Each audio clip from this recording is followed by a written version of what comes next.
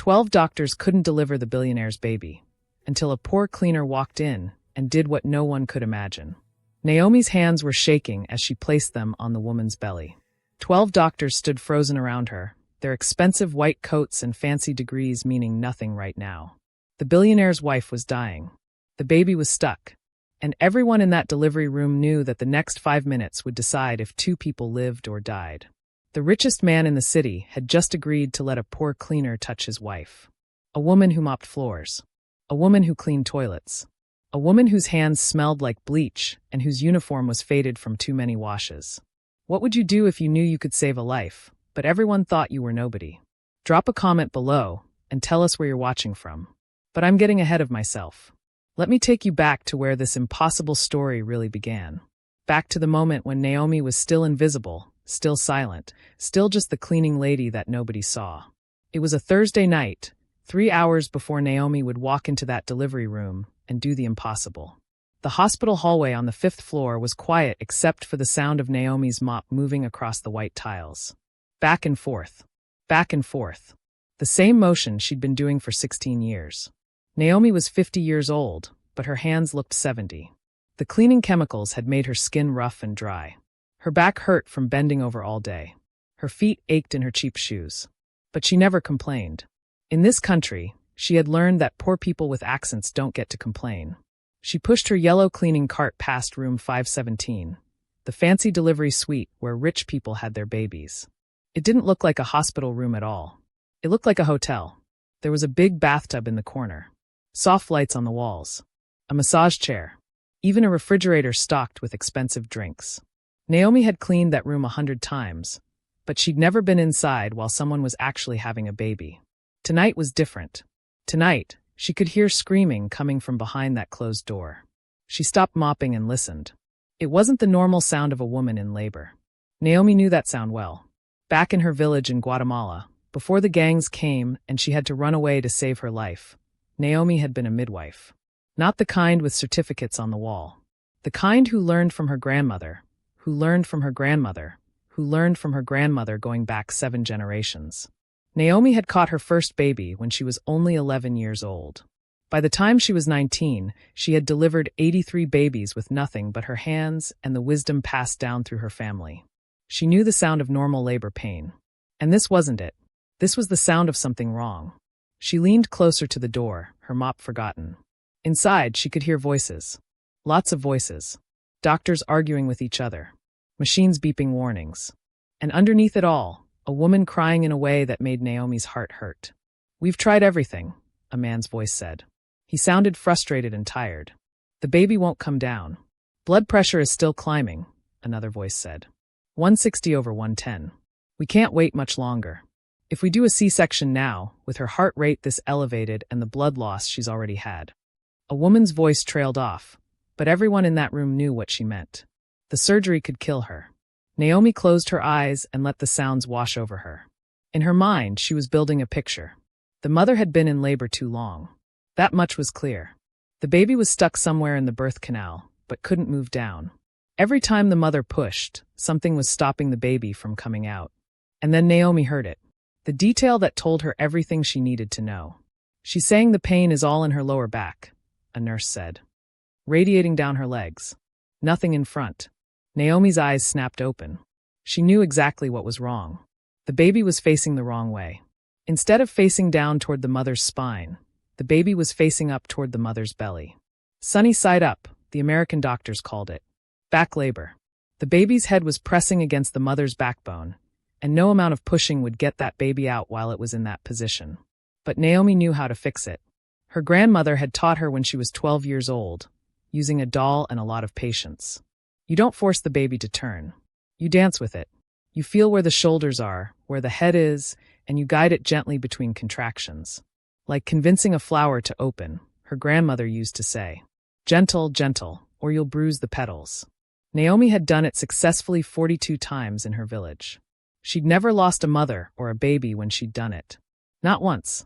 She looked at the closed door. Then she looked at her mop. Then she looked at her reflection in the shiny hospital floor. A poor woman. A cleaning lady. Someone with no American papers that said she was qualified to do anything except clean. What would they do if she knocked on that door and offered to help? They'd probably laugh at her. Or call security. Or maybe even get her fired. But inside that room, a woman was dying. A baby was dying. And Naomi knew, with the absolute certainty that came from delivering babies for 8 years in her village, that she could save them both. Her grandmother's voice echoed in her memory, words spoken in Spanish on a hot afternoon 28 years ago. Naomi, when you know you can help and you stay quiet, that's the same as doing harm. God gave you these hands for a reason. Don't hide what he gave you. Naomi set down her mop. She smoothed her faded blue uniform. She said a quick prayer. And then she knocked on the door of room 517. The door opened just a crack. A young nurse appeared, her face exhausted and stressed. Her hair was falling out of its ponytail. She had dark circles under her eyes. Yes, the nurse said, not really looking at Naomi. I'm sorry to bother, Naomi said in her careful English, each word measured because she was always afraid of saying something wrong. But I hear the baby is stuck. I think maybe I can help. Now the nurse looked at her. Really looked at her. Her eyes traveled from Naomi's worn face to her cleaning uniform to the mop and bucket behind her. You're the cleaning lady, the nurse said. It wasn't a question. Yes, but in my country, I was a midwife. I delivered many babies. Many difficult births. I know what is happening in there. The nurse's expression changed from exhausted to annoyed. Ma'am, we have 12 of the best obstetricians in the entire state in this room. If they can't figure it out, I really don't think. The baby is posterior, Naomi interrupted. She knew she was being bold. She knew she could get in trouble. But the memory of her grandmother's voice was louder than her fear. Face up, yes? The head is pressing on the mother's back. This is why she hurts so much there. This is why the baby cannot come. The nurse started to close the door. Thank you for your concern, but I can turn the baby, Naomi said urgently, putting her hand on the door. With my hands from the outside. No cutting. No surgery. 10 minutes, maybe 15. I have done this many, many times.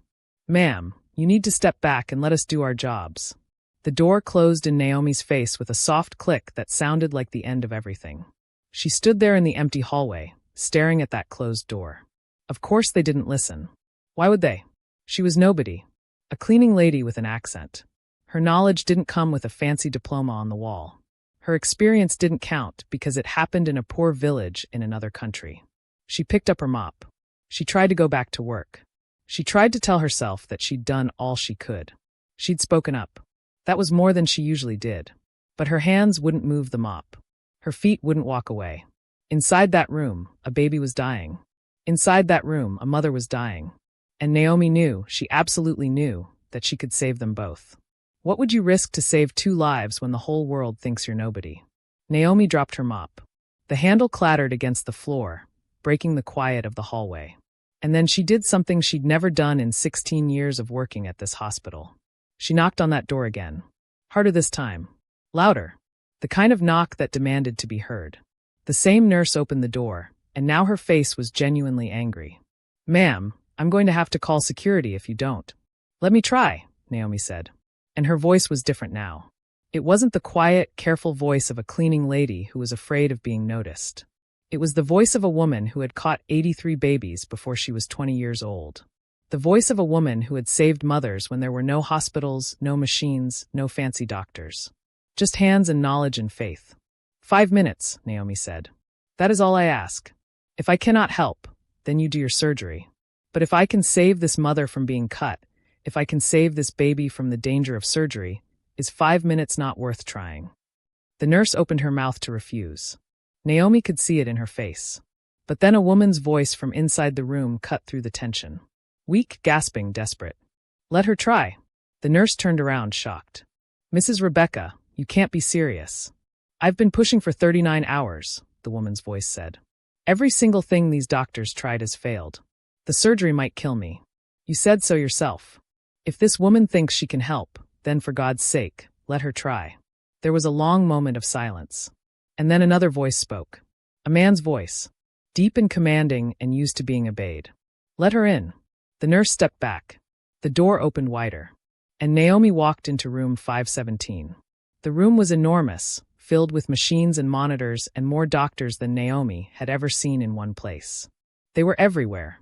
Standing by the bed. Gathered around computer screens. consulting in small groups. 12 doctors, all of them wearing expensive clothes under their white coats. All of them looking exhausted and frustrated and out of ideas. And in the center of all this technology and expertise, lying in a bed that probably cost more than Naomi made in a year, was Rebecca Whitfield. She was beautiful even now, even after 39 hours of labor. Long dark hair stuck to her forehead with sweat. Her face was pale and drawn, but her eyes were clear and focused on Naomi with an intensity that made Naomi's breath catch. "You really think you can help my baby?" Rebecca asked. "Yes," Naomi said simply. "I am certain." Next to the bed stood a man who could only be the husband. He was tall and handsome in that way rich people are, with perfect teeth and expensive casual clothes. But right now he looked broken. His eyes were red. His hands were shaking. This was Daniel Whitfield, the tech billionaire whose face was on magazine covers. The man who'd built a company worth $30 billion. And none of his money could save his wife and baby. "Who are you?" Daniel asked. His voice cracked on the last word. "My name is Naomi. I clean the floors in this hospital. But before I came to America, I was a midwife in Guatemala. I delivered many babies. Many difficult births like this one." "A cleaning lady," Daniel said. He looked at his wife. "Rebecca, we have 12 specialists here. Doctors from the best medical schools in the world. And you want to trust a cleaning lady?" One of the doctors stepped forward. She was older, with gray hair and kind eyes. "Mr. Whitfield, I'm Dr. Sarah Chun, and I've been practicing obstetrics for 32 years. I've tried everything I know. The baby is in a posterior position and won't rotate. Your wife's blood pressure is dangerously high, she's lost a significant amount of blood, and her body is exhausted. The C-section we're recommending carries serious risks given her current condition. If this woman has experience with manual rotation techniques." She paused. "I've heard of midwives in other countries who can do things we can't. If she's willing to try, I think we should let her." "And if she's wrong?" Daniel asked. "If she makes things worse?" "Things cannot get much worse," Dr. Chen said quietly. Daniel looked at his wife. Really looked at her. And whatever he saw in her face made his shoulders drop. 5 minutes, he said. "You have 5 minutes. If it doesn't work, we go straight to surgery." "I understand," Naomi said. She walked to the bed. Her cheap shoes squeaked on the fancy floor. Every eye in the room was on her. She could feel their doubt, their skepticism. Some of them were probably hoping she'd fail, just so they could say they were right. But Naomi didn't care about any of that. Because lying in front of her was a woman in pain and a baby who needed help. And that was all that mattered. "I am going to put my hands on your belly now," Naomi said to Rebecca. "I will not hurt you. I am just feeling where your baby is." Rebecca nodded, too exhausted to speak. Naomi placed her hands on Rebecca's swollen belly. Her hands were rough from 16 years of cleaning. They were calloused and dry. They didn't look like healing hands. They didn't look like hands that should be touching a billionaire's wife. But the moment her palms made contact with Rebecca's skin, something happened. It was the same thing that had happened 83 times before, back in her village. A connection. A knowing. Her grandmother had called it God's gift. The ability to feel with your hands what your eyes couldn't see. Naomi felt the baby immediately. She felt the small head, pressing down but at the wrong angle. She felt the shoulders, twisted sideways. She felt the spine curved against the mother's spine. She felt the way the baby was wedged tight, unable to move forward or back. And she felt something else. The baby was tired but not in distress. Not yet. The baby was waiting. Waiting for someone to help. Waiting for someone to understand. "Your baby is strong," Naomi said softly. "Very strong. But he is facing the wrong way. He is looking at your belly button instead of looking at your spine. This is why you hurt so much in your back. This is why he cannot come down no matter how hard you push. Can you fix it?" Rebecca whispered. "Yes," Naomi said. "But you must trust me. You must relax your body and let me work. Can you do that?" "I can try." A contraction started. Naomi kept her hands perfectly still, feeling the wave of tension move through Rebecca's uterus. She felt the baby respond to the pressure. She waited, patient as stone, until the contraction ended and Rebecca's belly went soft again. And then she began to work. Naomi's hands moved with the confidence of someone who'd done this many times before. She found the baby's shoulder through the wall of Rebecca's belly. She applied gentle, steady pressure. Not forcing. Not pushing hard. Just guiding. Just suggesting. having a conversation with the baby through touch. "Come on, little one," she murmured in Spanish. "Just a little turn. That's all we need. Show me you can move." The 12 doctors crowded closer, watching. Some of them looked skeptical. Others looked curious. Dr. Chen was watching Naomi's hands with intense focus, and Naomi could tell the older doctor was actually seeing what she was doing, actually understanding the technique. Another contraction came. Naomi kept her hands steady, maintaining the gentle pressure, working with the contraction instead of fighting it. She felt the baby shift slightly. Just a tiny movement. But it was there. Progress. "It's working," Rebecca gasped. "I can feel it. The pain in my back, it's less." "That's because your baby is moving away from your spine," Naomi explained, keeping her voice calm. "We are making space. Just breathe through this contraction." "Good. Very good." The contraction ended. Naomi adjusted her hands, finding a new angle. This time she applied pressure in a slightly different direction, encouraging the baby to continue turning. She could feel the small body rotating now, slowly, in the tight space of Rebecca's pelvis. "The baby's heart rate is coming back up," one of the nurses at the monitor said. 140. 145. "That's much better. I can see rotation on the ultrasound," another doctor said, staring at a screen. "The baby's actually turning." Daniel moved closer to the bed, his face a mixture of disbelief and desperate hope. "Is it really working?" "Yes," Naomi said simply. "Your baby is turning." She worked in silence, her hands reading signals that none of the expensive machines in the room could detect. She felt the exact moment when the baby's head slipped past a tight spot in the pelvis. She felt the shoulders realign. She felt the entire small body shift into the correct position. Face down now. Chin tucked. Ready to be born. "There," Naomi said, pulling her hands back. "It is done. The baby is in the right position now. Next contraction, you push, and this baby will come." Dr. Chen quickly did an examination. Her eyes went wide. Full dilation. Baby's head is at +2 station. Position is now anterior. She looked up at Naomi with something like wonder in her face. "You did it. You actually did it." A contraction hit. This one was different. Rebecca's body, which had been fighting for 39 hours, suddenly knew exactly what to do. The exhaustion fell away, replaced by a surge of power that was older than hospitals, older than medicine, older than anything the doctors in that room had learned in school. "Push," Dr. Chen commanded. "Push now." Rebecca pushed. And this time the baby moved. Descended. Traveled down the birth canal the way babies are supposed to move when everything is lined up right. Again, Dr. Chen called. "One more." Rebecca screamed and pushed with everything she had left in her. And then, after 39 hours of labor, after 12 doctors had run out of options, after a billionaire had nearly lost everything that mattered, a baby slid into Dr. Chen's waiting hands. The cry was immediate. Loud. Strong. Perfect.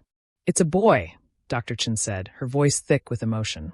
"You have a healthy baby boy." The room erupted in cheers and tears and relieved laughter. Daniel collapsed into a chair, his face in his hands, sobbing. Rebecca was crying too, holding her son against her chest, kissing his wet head, whispering words of love. And Naomi stood at the edge of all that joy, tears running down her face. After 16 years of being invisible, 16 years of cleaning floors while carrying the knowledge of generations inside her, 16 years of staying silent, she had finally used her gift again. She had saved a mother. She had saved a baby. She had been a midwife again. But as Naomi turned to leave the room quietly, as she always did, Daniel Whitfield's voice stopped her. "Wait." She turned back. The billionaire was standing now, his newborn son in his arms, looking at her with an expression she couldn't read. "What's your name?" he asked. "Naomi." "Naomi." He repeated it like he was memorizing it. "You just saved my wife's life. You saved my son's life. I don't even know what to say." "You don't need to say anything," Naomi said quietly. "I am just happy they are safe." "No," Daniel said. His voice was firm now. "That's not good enough. You don't get to just walk out of here and go back to mopping floors. Not after what you did." Naomi didn't know what to say to that, so she said nothing. Daniel looked at his wife. Rebecca was watching them both, her baby at her breast, a strange expression on her face. "We need to talk," Daniel said. "As soon as Rebecca and the baby are settled. You and I need to talk." And something in his voice made Naomi's stomach twist with an emotion she couldn't name. It wasn't fear exactly. It was something else. Something that felt like the edge of a cliff she couldn't see yet, but knew was there. Because Naomi had learned in her 50 years of life that when rich people said they wanted to talk to you, it usually meant your life was about to change. She just didn't know if it would change for better or for worse. 3 hours later, Naomi was sitting in the hospital cafeteria, staring at a cup of cold coffee she couldn't afford to buy, but someone had given her anyway. Her hands were still shaking. Not from fear. From the memory of what they'd just done. From the feeling of that baby turning under her palms. From the sound of that first cry. She'd forgotten how beautiful that sound was. The cafeteria was almost empty at 2 a.m. Just a few tired nurses grabbing food between shifts and one security guard drinking coffee in the corner. The fluorescent lights buzzed overhead, casting everything in a harsh white glow that made everyone look sick. Naomi had changed back into her street clothes because her shift had ended an hour ago. A faded blue dress that she'd bought at a thrift store 5 years ago. Worn sneakers with a hole in the left toe that she'd covered with duct tape. A thin jacket that did almost nothing against the cold New York winter. She should have gone home. Her tiny apartment was waiting. The one room she shared with 2 other women who also cleaned offices at night. The mattress on the floor. The hot plate they cooked on because there was no real kitchen. The bathroom down the hall that they shared with 6 other families. But she couldn't make herself leave. Something told her to wait. Something told her that Daniel Whitfield's words meant something important. We need to talk. What did he want to talk about? Was she in trouble? Had she broken some law by touching his wife? In this country, you needed papers for everything. Certificates. Licenses. Proof that you were qualified. And Naomi had none of those things. Just hands that remembered, and a grandmother's voice in her head. She was thinking about finally going home when she saw him. Daniel Whitfield walked into the cafeteria like he owned it.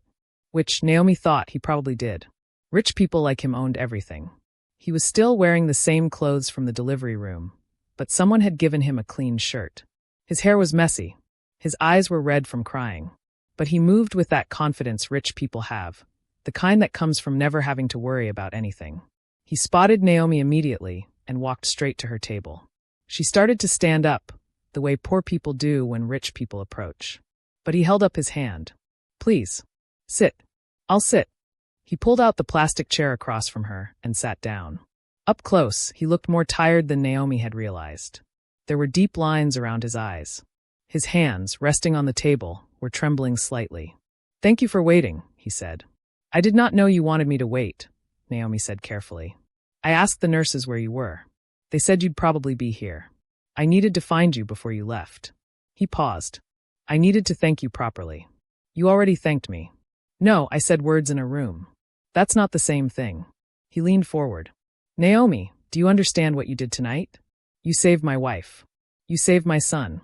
The doctors told me that if we'd done the surgery, with Rebecca's blood pressure that high and all the complications, there was a real chance she wouldn't have made it.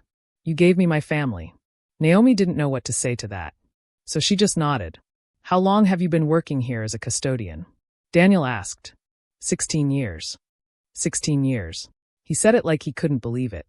And all that time you had this skill, this knowledge, and you were just mopping floors. It is good work, Naomi said quietly. It pays my bills. I send money to my family in Guatemala. I am grateful to have it. But you're a midwife. You delivered 83 babies, you said? 84 now, Naomi said with a small smile. Your son makes 84. Daniel laughed. It was a shocked, slightly hysterical laugh. 84 babies. And you're cleaning toilets.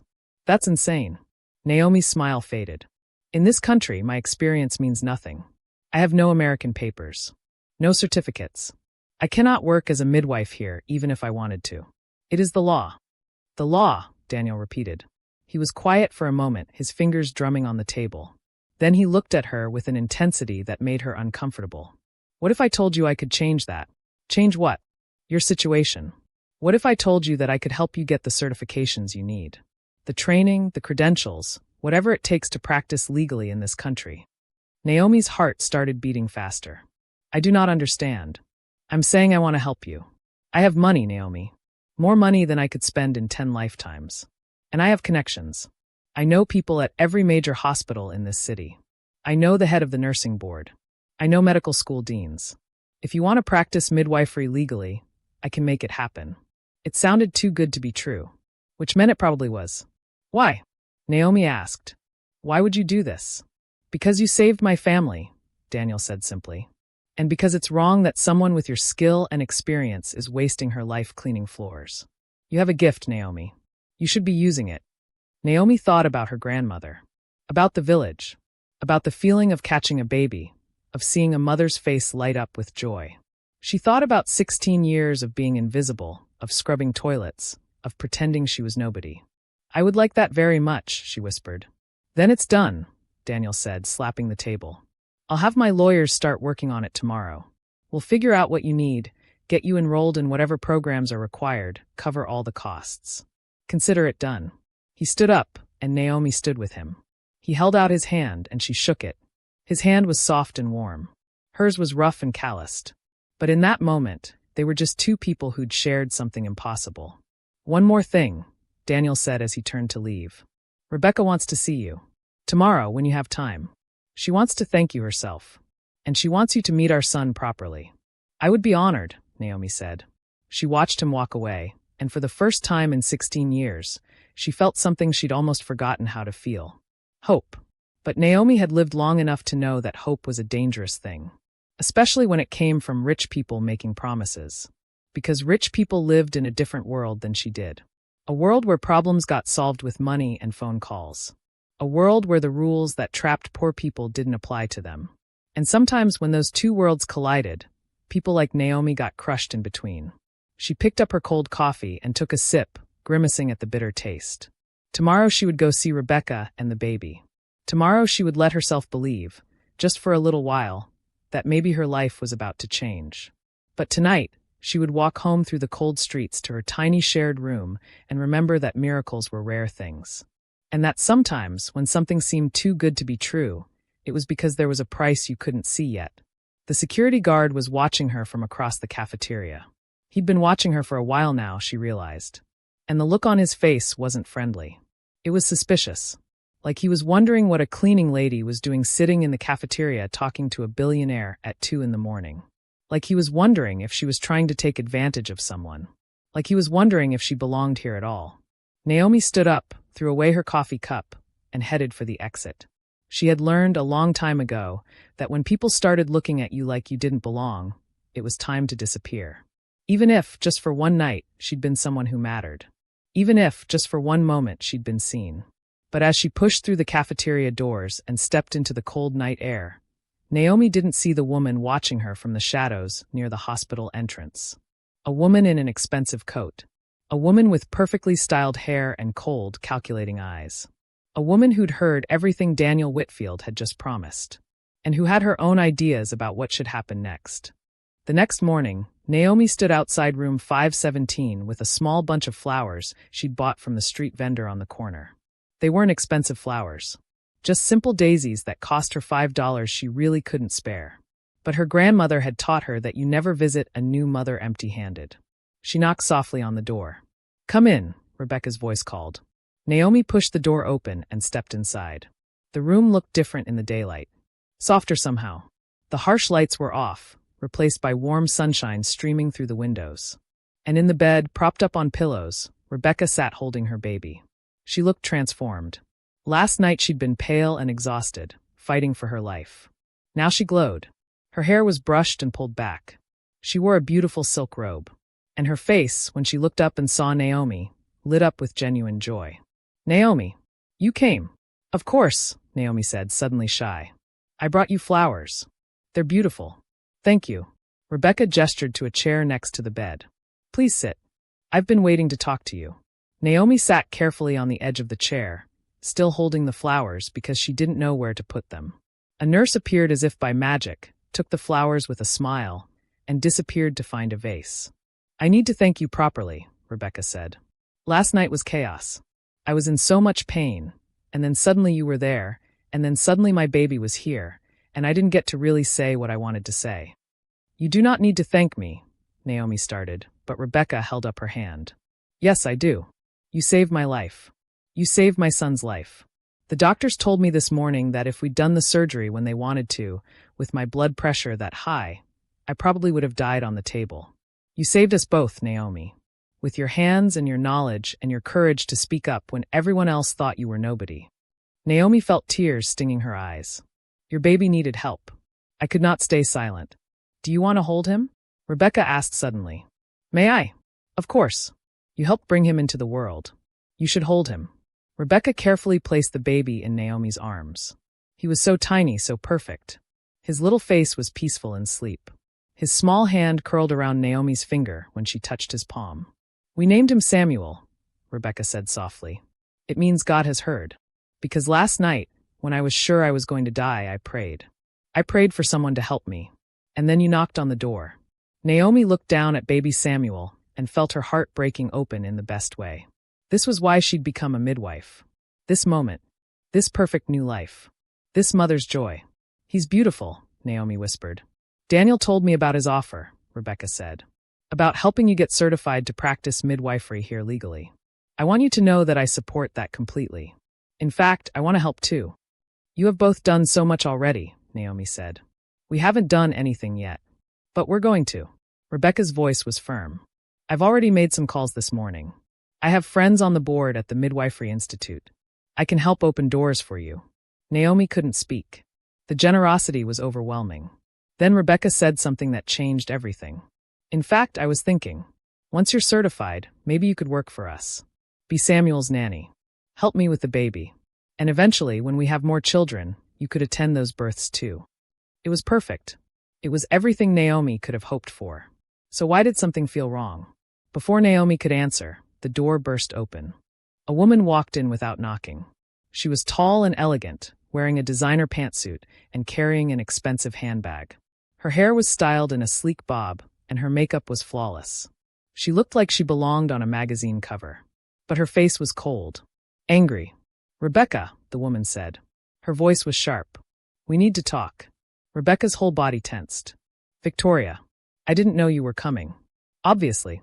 Victoria's eyes landed on Naomi, and her expression turned even colder. Who is this? This is Naomi. She's the midwife who helped deliver Samuel last night. The cleaning lady, you mean? Victoria's voice dripped with contempt. Yes, I heard all about it. The whole hospital is talking about how my brother let some unqualified immigrant touch his wife during a medical emergency. She saved my life, Rebecca said quietly. Or so she claims. Victoria crossed her arms. Has anyone verified that? Has anyone checked her background? Done any investigation into who this woman really is? Naomi stood up carefully, still holding Samuel. She tried to hand him back to Rebecca, but her hands were shaking now. I should go, Naomi said. No, Rebecca said firmly. Stay. Victoria, you have no right to come in here and speak to Naomi like that. I have every right. I'm Daniel's sister. I'm Samuel's aunt. And I'm a lawyer who specializes in protecting families from people who try to take advantage of them. The words hit Naomi like a slap. I am not trying to take advantage, Naomi said. Her voice came out smaller than she wanted. Really? Victoria pulled out her phone. Because I did a little research on you this morning, Naomi Santos. Want to know what I found? Naomi's blood turned to ice. I found out that you entered this country illegally 17 years ago. I found out that you've been working under a fake social security number. I found out that you have no legal right to be in this country at all. The room went completely silent. Rebecca stared at Victoria in shock. What are you talking about? I'm talking about the fact that this woman is an illegal immigrant who committed fraud to get her job here. And now she's wormed her way into your confidence, gotten my brother to promise her money and connections, and positioned herself to become part of your household. Victoria's smile was cruel. It's actually quite brilliant. Save the billionaire's baby, and suddenly you're set for life. That's not true, Naomi whispered.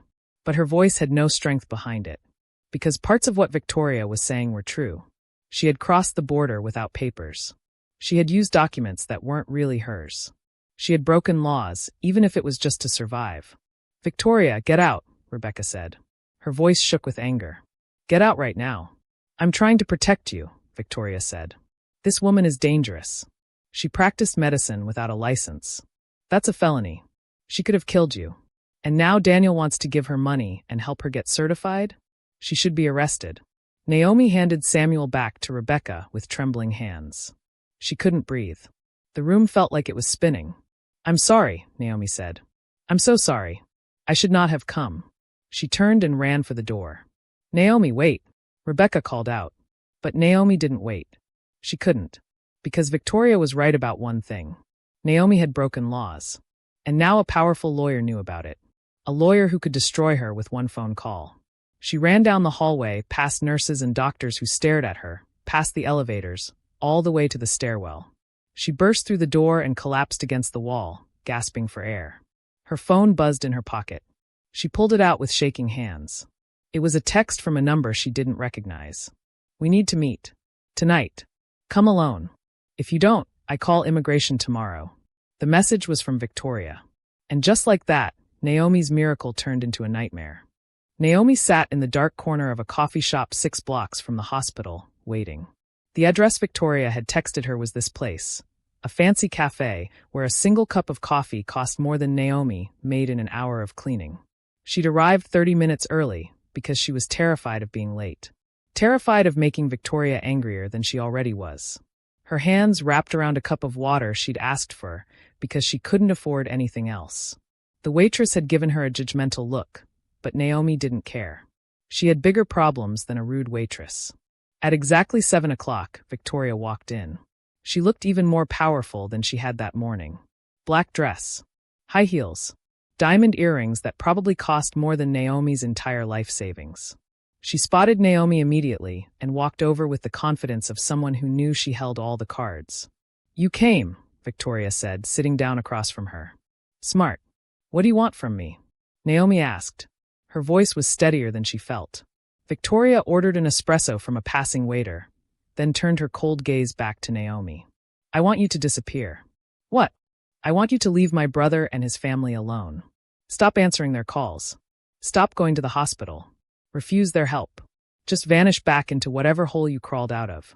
Naomi's jaw tightened. "Why? I did nothing wrong. I saved your nephew's life."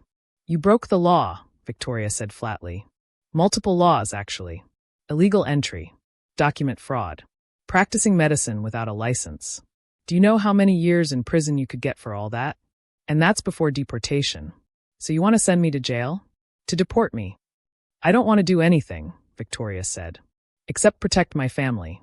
My brother is a good man, but he's naive. He thinks he can save everyone. He doesn't understand that people like you are always looking for an angle, always trying to get something from people like us." "People like me?" Naomi's voice rose. "You mean poor people? Immigrant people?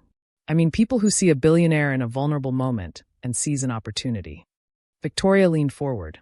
"You saved his baby. That was good. Very good, actually. But now you're trying to parlay that into a whole new life. Getting him to pay for your education. Getting his wife to offer you a job. Moving into their world. And I won't allow it. They offered me help. I did not ask for it. Doesn't matter. You accepted it. That's enough." Victoria's espresso arrived, and she took a sip. "Here's what's going to happen. You're going to tell Daniel that you've thought about his offer and you're grateful, but you've decided to decline. You're going to tell Rebecca that you appreciate everything, but you think it's best if you keep your distance. And then you're going to disappear. And if I don't, then I make one phone call to IC. Immigration will pick you up within 24 hours. You'll be in a detention center by the end of the week. And you'll be back in Guatemala within a month, assuming the gangs you ran away from don't kill you first." Victoria smiled. "Your choice." Naomi felt sick, because Victoria wasn't bluffing. She could see it in the woman's eyes. This wasn't an empty threat. This was a promise. "Why do you hate me so much?" Naomi whispered. "I helped your family." "I don't hate you," Victoria said. "I don't feel anything about you. You're just a problem that needs to be solved. My brother has built an empire. My nephew will inherit that empire. And I will not let some illegal immigrant cleaning lady worm her way into our family and potentially cause problems down the line. What problems could I possibly cause? Lawsuits. Blackmail. Scandal. Take your pick." Victoria finished her espresso and stood up. "You have until tomorrow morning to call Daniel and decline his offer. If I don't hear that you've done it by noon, I'm making my call." "Understood." Naomi wanted to scream. She wanted to cry. She wanted to tell this cold, cruel woman exactly what she thought of her. But she couldn't, because Victoria had all the power and Naomi had none. "Understood," Naomi said quietly. Victoria walked away without another word, her high heels clicking on the marble floor. Naomi sat there for a long time after Victoria left. She thought about calling Daniel, about explaining what his sister had done, about asking for help. But what could Daniel do? Victoria was right. Naomi was illegal. She had broken laws. And no amount of money or influence could change that. If Victoria called immigration, Naomi would be arrested. It didn't matter if she'd saved a baby. It didn't matter if she'd lived here for 16 years. It didn't matter if Guatemala wasn't safe for her. The law was the law. Naomi pulled out her phone. She stared at Daniel's number that he'd given her that morning. Her finger hovered over the call button. Then she put the phone down. She couldn't do it. She couldn't give up. Not like this. Not because some rich woman decided Naomi didn't deserve a chance. Her grandmother's voice echoed in her memory. When powerful people try to make you small, Mija, that's when you must stand tallest. Naomi stood up and walked out of the cafe. She knew what she had to do. It was risky. It might not work. But she had to try. She pulled out her phone and made a call. Rebecca? It's Naomi. I need to talk to you and Daniel. Together. Tonight. It's important. 2 hours later, Naomi stood in Daniel and Rebecca's penthouse apartment. She'd never seen anything like it. Floor-to-ceiling windows overlooking the city. Furniture that looked like art. A kitchen bigger than her entire shared apartment. Daniel and Rebecca sat on a white leather couch, holding baby Samuel. They'd been shocked when Naomi called. Even more shocked when she said she needed to see them urgently. What's going on? Daniel asked. You sounded scared on the phone. Naomi took a deep breath. Your sister threatened me today. Daniel's face darkened. What?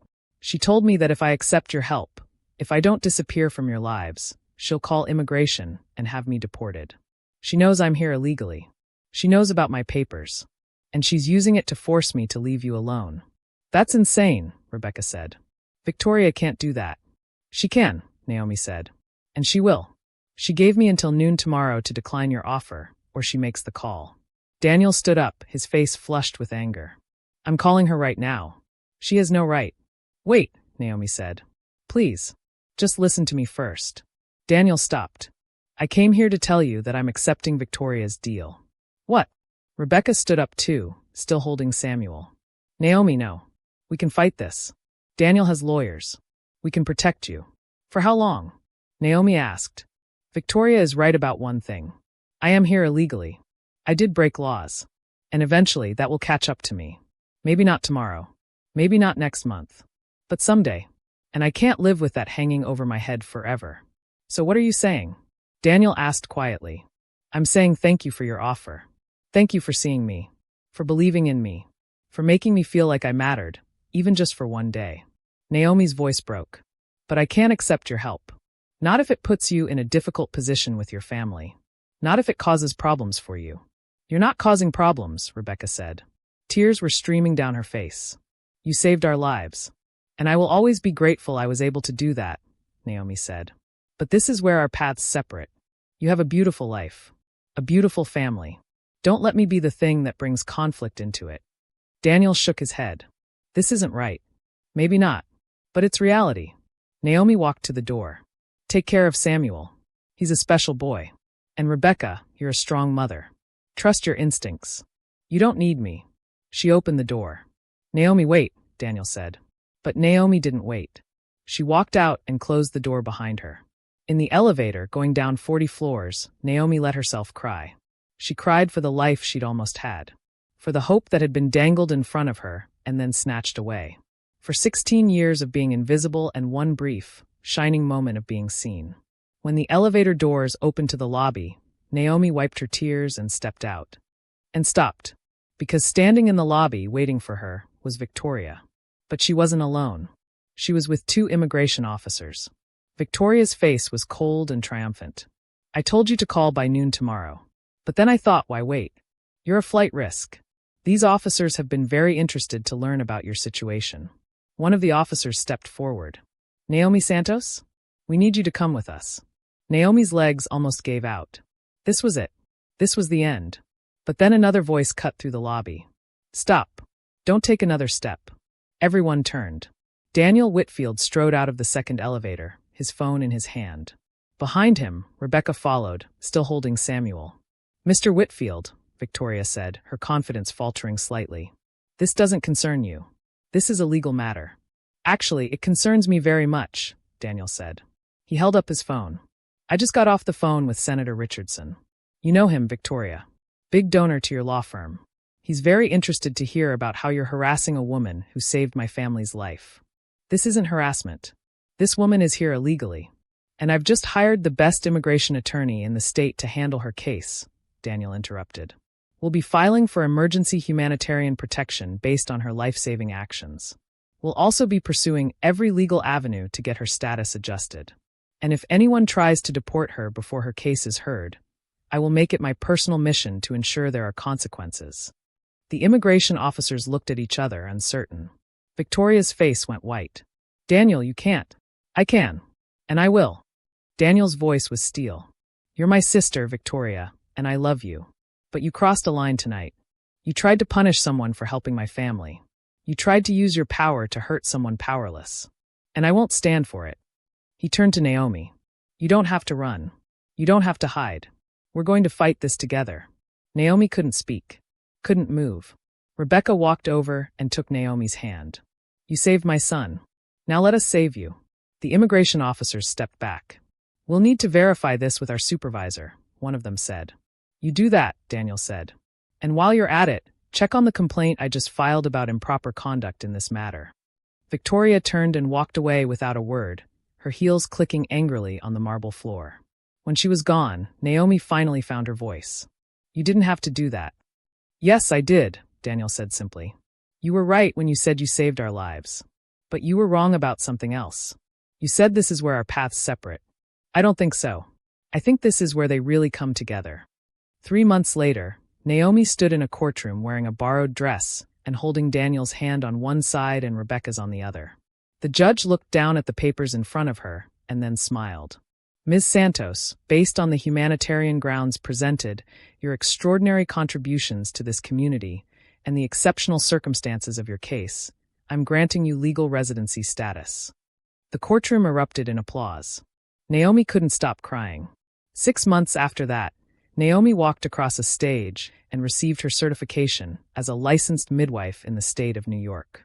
Daniel and Rebecca were in the front row, holding Samuel, who was now 8 months old, and clapping his chubby hands. 1 year after the night she knocked on that delivery room door, Naomi opened her own midwifery practice in a clinic that Daniel had helped fund. It was in the neighborhood where she'd lived for 16 years, where other immigrant women lived. Women who needed someone who understood them, someone who spoke their language, someone who knew what it was like to be invisible. On the wall of her office, Naomi hung a picture. It was of her holding baby Samuel on the day he was born. Underneath it, a plaque that read, "When you know you can help, staying silent is the same as doing harm." Her grandmother's words. Now her mission. And every time Naomi caught a baby, every time she helped a mother bring life into the world, she thought about that night. About the choice to knock on the door. About the courage to speak up. About the miracle of being seen. Because sometimes the person who seems like nobody is actually the person who can save everyone. And sometimes the end of one story is really just the beginning of another. If this story touched your heart, please subscribe to this channel to support our growth. Share it with someone who needs to hear it. And remember, you never know when the person you overlook might be the person who changes your life forever.